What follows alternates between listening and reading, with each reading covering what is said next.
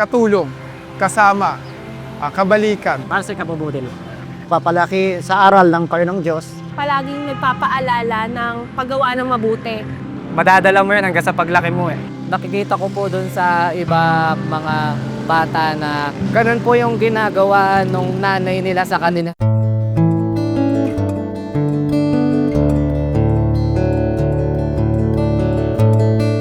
Inuuna niya po yung kapakanan ng kanya pong sariling anak na lagi niya po inaaruga, minamahal po, tapos pinapatawad niya po kahit ano pong mga kasalanan po nung kanyang anak.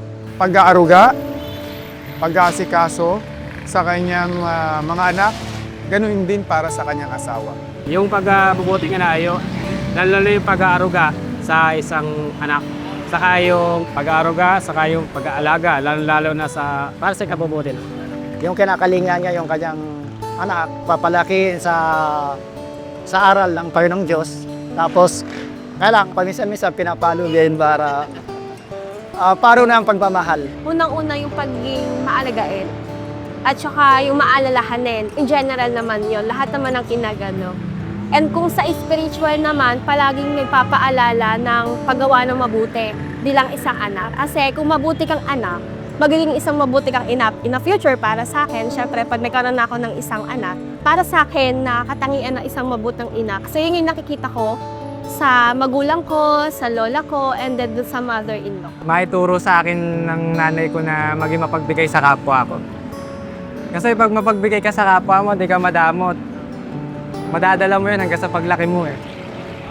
Yung kahit walang-wala ka na, pero may kakayahan ka tumulong, makakatulong ka kasi naturuan ka magbigay eh. Kung may tutulong ka lang din naman, tumulong ka.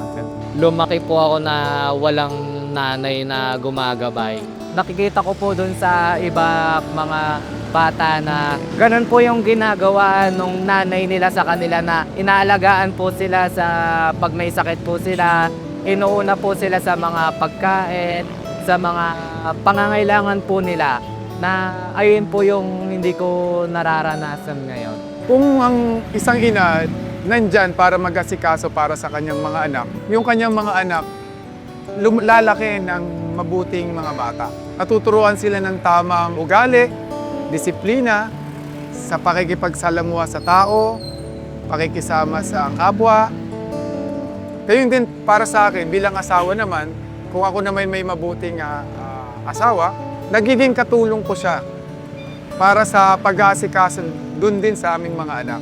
Sa pagpapalaki, kasi siya yung aming ilaw ng tahanan.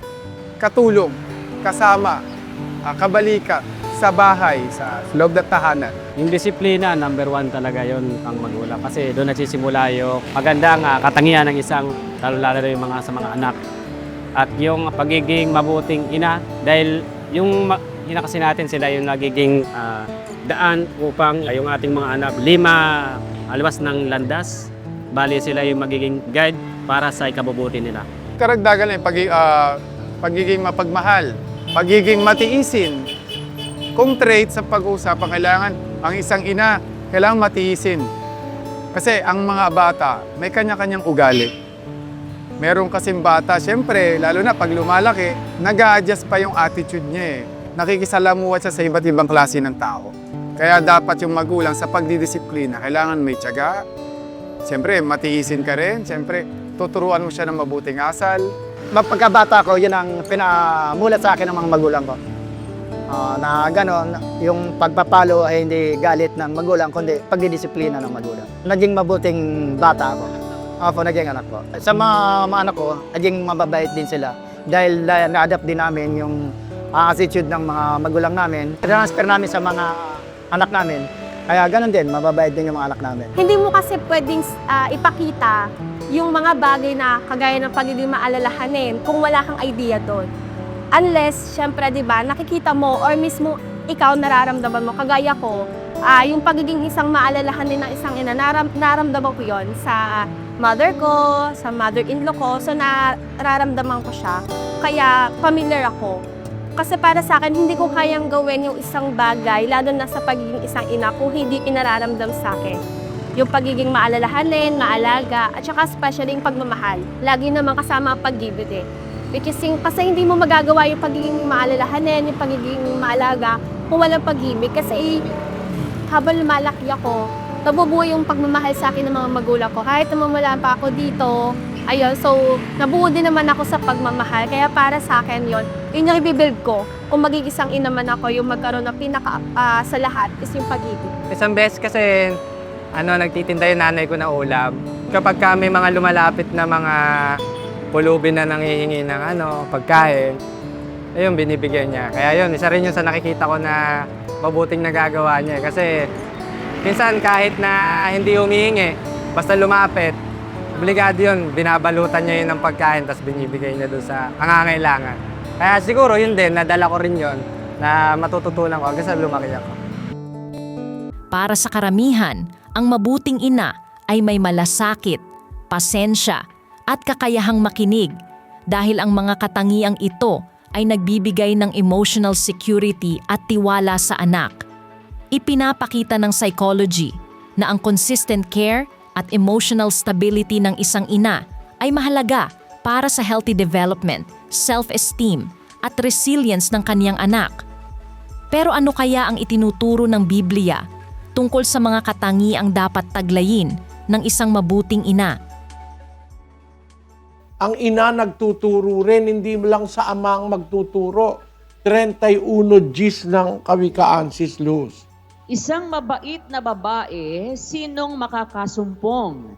Sapagkat ang kanyang halaga ay higit na makapupo kaysa mga rubi. Kasi, Ang puso ng kanyang asawa ay tumitiwala sa kanya. isang At mabait na asawa yan, mabait na babae. Katiwa-tiwala sa asawa niya. Ano ang tungkulin ng isang mabait na asawa, mabait na ina? Puntahan mo 27, Sis Luz. Kanyang tinitingnang mabuti ang mga lakad ng kanyang sangbahayan at hindi kumakain ng tinapay ng katamaran. Nagsisibangon ang kanyang mga anak at tinatawag siyang mapalad. Gayon din ang kanyang asawa at pinupuri siya niya na sinasabi, Yung mabait na babae, mabait na asawa, mabait na ina, tinitingnan niyang mabuti ang lakad ng kanyang sambahayan. Mga nanay, kayo ang mas madalas nakasama ng anak. Madalas yung ama nasa trabaho. Kayo ang kasama ng anak. Ang mabait na asawa, mabait na ina, tinitingnan ang lakad ng kanyang sambahayan, pati yung kanyang mga katulong. Titignan ninyo. At hindi siya kumakain ng tinapay ng katamaran. Ang isang mabait na ina, hindi tamad. Hindi lahat ng iniaasa sa katulong. Nagtatrabaho rin siya. Hindi siya kukulangin ng pakinabangan, sabi sa Biblia. Yung iba, ang tagapag-alaga ng anak, katulong, ang allegiance ng anak mo nasa katulong na. Yung katulong, di naman niya talagang mamahalin ng lubos na lubos. Mga ina ng tahanan. Ang ama na magtuturo, pero kayo rin magtuturo rin kayo sa inyong mga anak. Sabi ng Biblia, tinitignan niyang mabuti ang lakad ng kanyang sambahayan. At siya'y ina na hindi kumakain ng tinapay ng katamaran. You are concerned with your family, concerned with your husband, with your children. Ang ama ang pangunahing tagapagturo, pero katulong ang ina. Sabi nga nung tula, ang ama ay haligi, ang haligi ng tahanan. Ang ina ang liwanag pagkat siyang ilaw. Yun, ganun. Ang ama at saka ang ina, bantay sa kanilang mga anak. Yan ang aral ng Diyos sa atin